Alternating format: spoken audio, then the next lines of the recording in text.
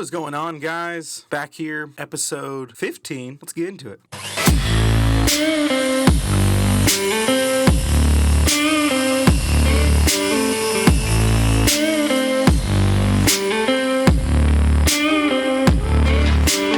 Every time I listen to this intro, I get super excited. I couldn't be more happier with that one. But today's just a normal Thursday, I guess. December 3rd is when I'm recording this. You're going to be listening to this on December, 10th, I think? Yeah.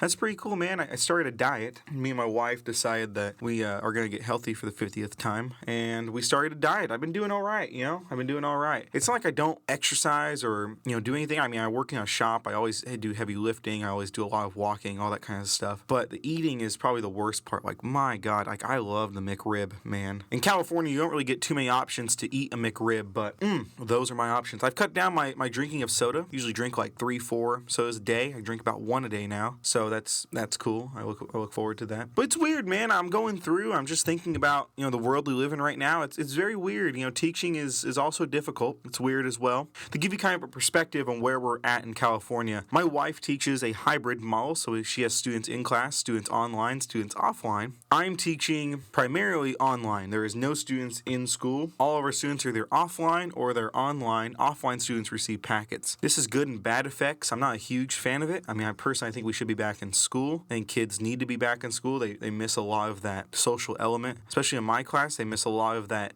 physical handheld skill element. Because you watch things on YouTube. I've watched plenty of things on YouTube. And it's always been it's always been weird to practice a skill that I saw on YouTube. It's been hard. I've watched someone make a epoxy table right now. That's something I'm kind of building. I've never poured epoxy before, so I have no idea what I'm doing. But I had someone watch someone build an epoxy table. I'm like, I can do that.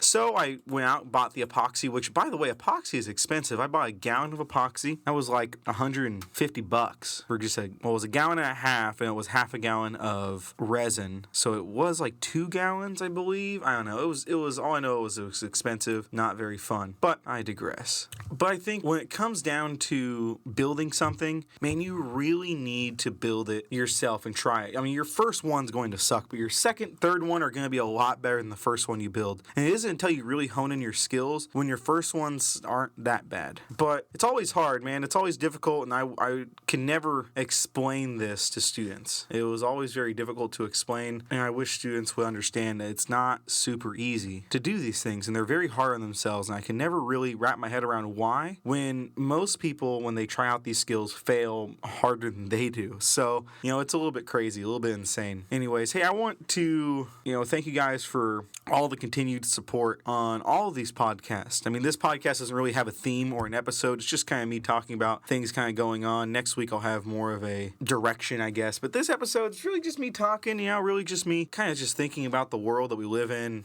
bouncing around some things. It's really nothing crazy. I think when I think about the world, man, there's just random things that come up. I don't know. Everyone's a little bit different in how they go about things, and it kind of puzzles me on what people really think about. For example, I'm not a huge fan of Dutch Bros. If anyone knows what a Dutch Bros coffee is, you'll understand. Maybe you won't understand, but I'm not a huge fan of them. I haven't really been a huge fan. I'm not a huge fan of commonly used tools. I've used plenty of different tools, and there are some tools where I'm just not a huge fan. For example, 12-volt tools. Now, I do love 12-volt tools. I think that they are perfect if you want to get into, the homeowner or the realm of using tools around your house. If you need a battery-powered tool, but you don't want to spend the money, you're hard-pressed to find a better system than the 12-volt system with anybody, with DeWalt, Milwaukee, Ryobi. Actually, Ryobi doesn't have one. Makita. I just could never wrap my head around 12-volt tools. I could also never really wrap my head around, biscuit joints. A biscuit joiner was very popular back in, the 90s, 2000s. It was on a lot of different TV shows. Everyone loved it. I bought one recently, actually, just to see what the hype was about. I've always heard about it. It was written in a textbook, too. And I bought one. Wasn't a huge fan. There's other things that are better. Pocket holes, even dowels are better than biscuits. But back to 12-volt tools, yeah, I do recommend them. I have a lot of family members, friends who want to get into building things at home, but don't have a lot of money, but need tools. Well, if they don't want to go with Ryobi, Ryobi, right? It's my go-to, DIY entry-level tool, which is Ryobi. If they don't want to go with Ryobi, then I typically steer them towards a 12-volt tool, or they can wait and get a brushed tool on like Black Friday for cheap. But I usually don't recommend that. You want something that's going to last a long time, so I want to make sure that they're all set and good to go. That being said, I think it's a little crazy, and when I think about and people ask me about tools and how I feel about certain things, they're not like super receptive to my own opinion, because there's a lot of tools I don't like. There's a lot of brands I don't like. There's a lot of, I think my brother loves Rigid tools. Like that's his favorite tool company is Rigid. You gotta respect it. There's no shame or no, hard feelings about it. I haven't tried Rigid, so I wouldn't know, but all I know is that my Makita does everything a lot better than Rigid does. But it goes with teaching as well. There's a lot of like styles and things that people love, and I just can't wrap my head around it. Maybe it's my approach, maybe I'm approaching it differently. But a lot of people love like putting kids in groups, and me too, I do like groups as well. But like moving their whole classroom around and changing their classroom environment, like they swear it changes, the kids, and they swear it, just the change of environment, adding a couch, free seating, wobble stools. I can never wrap my head around it. I can never, wrap my head, because in my mind, the environment doesn't change the class. You change the class, right? You're the teacher. Your vibe, your ability, the way you talk, that's what changes the class. And I can never really understand exactly what they were saying when they were talking about this whole thing. I can never get it. But, to each their own. I can never understand teachers, and there are some teachers that I know who do not like elective classes. They are actively trying to get rid of classes that teach students skills. Blows my mind. We live in a country where we want kids to have skills. That's what we want. And you're telling me that you don't want kids to leave high school with a particular skill? I have a hard time believing that. We live in a world right now, if you are a student, if you are a teacher, if you are a parent, you know that students are struggling right now. This is not a good time for kids. Not a good time. They can't grasp what we are doing. There's a lot of kids who are succeeding. There's a lot of kids who are failing. More kids are failing than they are succeeding. This online learning was a shock to the whole system, and it hurt everyone. That's the bare truth, is that everyone was hurt with online teaching. So what do?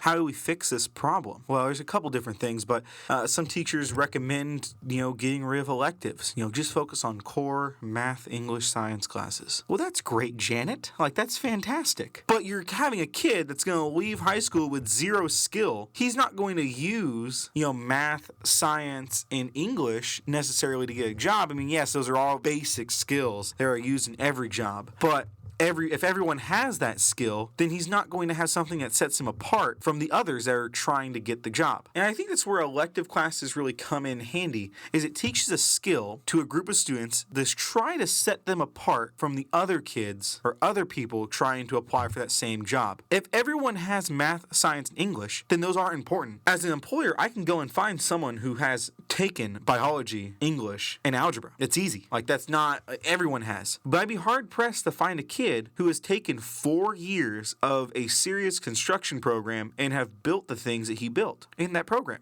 There's just no way I can justify cutting out electives. And in fact, that's probably the most important thing about school is our electives. I come from a school who very much values electives. They are all about it. We have a health institute.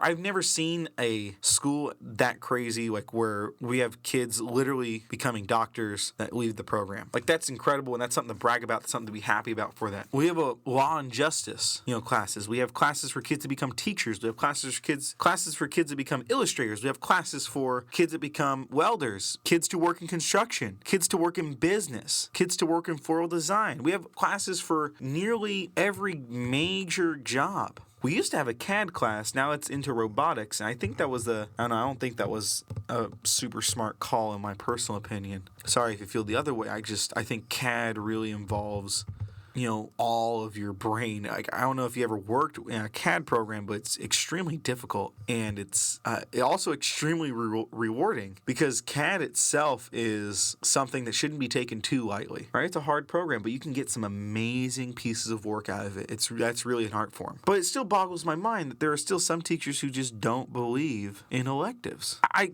can't get past it. Once I heard that, my face probably hit the floor. I was speechless. I'm not speechless from a lot of different things. But man, I was speechless when she said that. I was blown away. I was not, I was not happy because that's a direct attack on my job. Definitely wasn't happy. When I think about it, I can understand her reasoning. When you're that shallow and when you really think that your world is the only world that matters, and yeah, I can understand, but you're doing a disservice to kids. I went through a really dark place when I was in college. I wasn't the happiest. I made a lot of negative choices. I made a lot of bad decisions. And I made some decisions that I thought were really good, but they were horrible. I always had a counselor that told me, always take at least 1 or 2 classes a semester that you are interested in, like your major classes. I majored in agriculture education, so I took a wide variety of different ag classes. They were animal science classes, plant science, ag mechanics classes. Well, one year, I decided that I wasn't going to take any of those classes. I was just going to knock out all my GE, and I was going to be done with college, or at least with that part of college. And I can just focus on the fun classes from here on out. Horrible decision. Because I didn't have any reason to go to school anymore. Like, usually I went to school because I was looking forward to my ag classes. I went to school because, oh man, I have ag mechanics later on. Or, oh man, I have, animal science later on. We're going out to the dairy. Oh man, we're going to, work on this animal and vet science, all this stuff. And so I had classes that I looked forward to. But when you remove those classes, I had classes that were more of a chore to go to, and I didn't go to it. When I was given the freedom not to go to class, I didn't go to class that I didn't like. And it wasn't until I found a teacher who taught a film studies class, and the dude he was the funniest guy I've ever known. He made me laugh to tears every class. And he was the only reason why I probably didn't drop out of school. And I think we need more teachers like that. But you ain't gonna find that in a general ed class. I haven't heard one kid say that he just looks forward going to science every day. And I'm sure there's kids out there. I mean, I like science. But if you were teaching a particular science class, like animal science or vet science or plant and food production, then yeah, I can understand. I just can't wait to go to this class. But your general science class, I can't imagine there's a lot of excitement in there. I can't imagine there's a lot of excitement in English class or math class or history class. And it's not a knock to any history, math, English, or science teachers listening out there, because I know some do listen. But that's our own purpose. Like, that's what we have to strive for, is that we have to make our classes something that kids look forward to going to. If we don't do that, we're not doing a service to our students. In fact, we're doing the exact opposite of a service, and we are hurting our students by not giving them the opportunity to go to a better, or go to a class that they look forward to going. Right? They look forward, they're more apt to pay attention, they're more apt to not goof around as much, they're more apt to retain the knowledge you're teaching. I think that's what we really need, is retention of knowledge. If we miss the retention of knowledge portion, then we're missing everything, right? So we need to make sure our kids are set. We need to make sure our kids are,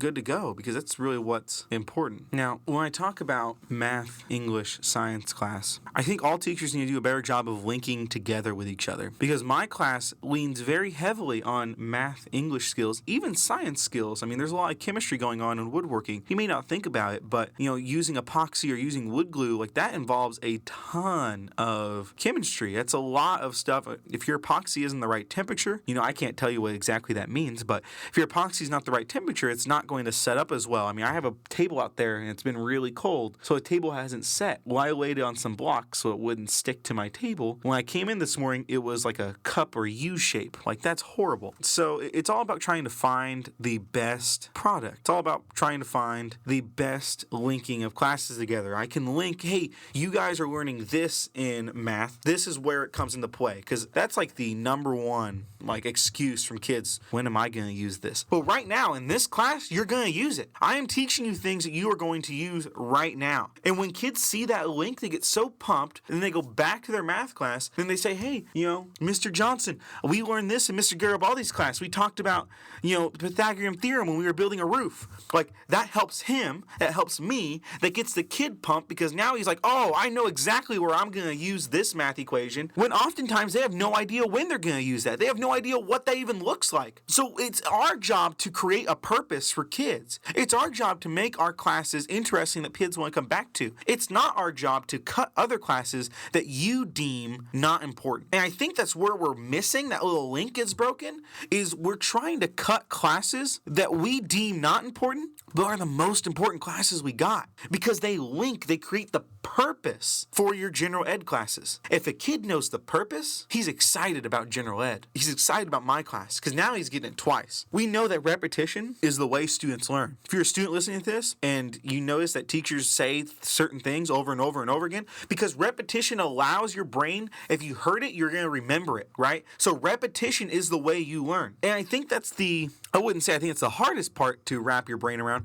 but that's one of the most important aspects of teaching and learning, is that we want kids to absorb the knowledge and ask why for the knowledge. Now, that little second part is always hard because if kids don't know the what, they won't ask the why, in my personal opinion. So I give kids the basic knowledge and I build something above their skill level. They have the very basic knowledge, but I just went around and built something. About 50% of the kids are going to be like, that was stupid. But the other 50% of the kids are going to be like, whoa, how do you get there? Like, how did you jump that way? Like, where did you go? Why did you do it that way? You taught us this way, but you got to something else completely different. How and why did you get that far? Those are the kids I live for. Because even the other 50% that didn't care heard that question and are now going to wonder why as well. So I teach the bare minimum, I demonstrate the advanced, and then we lay out a way to get from bare minimum to advanced. And we work together to get to advanced. To give you an example with this, I am teaching electricity right now in my sophomore level classes. Electricity is notoriously hard to teach because a lot of kids don't really wrap their brain around circuits and resistance, that sort of thing. So I start by creating a lesson based on basic circuits, right? Then I move and I do a demonstration. But I demonstrate connecting a whole breaker system, like entire system connected to a breaker, when I didn't even talk about that. They're gonna be like, okay, well, how did I get there? I'm gonna ask kids, how did I get there? Some of them may know, some of them may not know. But the best part is that they're gonna ask why or how did I go that way? And then we break it down. We start smaller after that. We do a big one and we move down and we move back up, right? So I did a big electrical board. Some kids may be a little confused. Okay, let's break it down to a smaller size. Okay, let's start with a 3-box system. Let's start with a 2-box system. Let's start, just doing basic things. And that's how we move on. That's how we move up there. And I think that's super awesome. I think that's amazing for kids to learn. I think it's our job to make sure that we get kids to ask difficult questions. However way you want to get kids to ask those questions, that's your job. But you can't take away the classes that literally force the kids to ask those questions and create those links. Those classes are important, and those classes gives purpose to your class. Anyways, I'm sorry to turn into a rant. I was honestly had no idea that episode was going to go that way. I promise next time will be a little bit more structured, but I just wanted to talk and chat about some things on my mind. I know I did some Black Friday deals, that sort of thing. I want to shoot another deal your way in case you guys were wondering, like, oh man, Garibaldi, like, you really messed us up. And Black Friday was a week ago, and you just released an episode. It's all messed up, all this stuff. So I know you guys are like, okay, Garibaldi, you left us high and dry on a deal, but one deal came across my email today and I wanted to share it with you guys. I think it should be still good by the time you guys see this or hear this, not see this. It still should be good. Let me try pulling it up real quick. So it is a DeWalt driver drill, 20 volt max cordless. It's the Atomic series. It's on sale, $80 off. It is $150. You could also get the Ryobi. Comes with the light, that one, the light, the reciprocating saw, drill, driver, impact. And that one's for $140. It comes with 2 batteries. One's a 4 volt, one looks like a 1.5 volt. That one's a solid deal. There's also another deal that is just the brushless, compact cordless ones. It's the drill, driver, and impact. That one's for $140. I think those deals, the Ryobi one should be the same for next week, and the DeWalt should also be the same too. If you need a tool, that's the tool to get. I would go right now as you're hearing this and try to lock up those deals. That's probably the best way you can go. Hey guys, thank you so much for listening. I really appreciate every single one of you. You guys are the reason why I come to work every day, or one of the reasons, right? I appreciate every single one of you for listening. Share with your friends. Have any questions, @_ChipHappens on Twitter. Follow me. I will catch you guys next week. This has been an episode of the Chip Happens podcast. Thank you all for listening, and I will catch you next week with another exciting episode.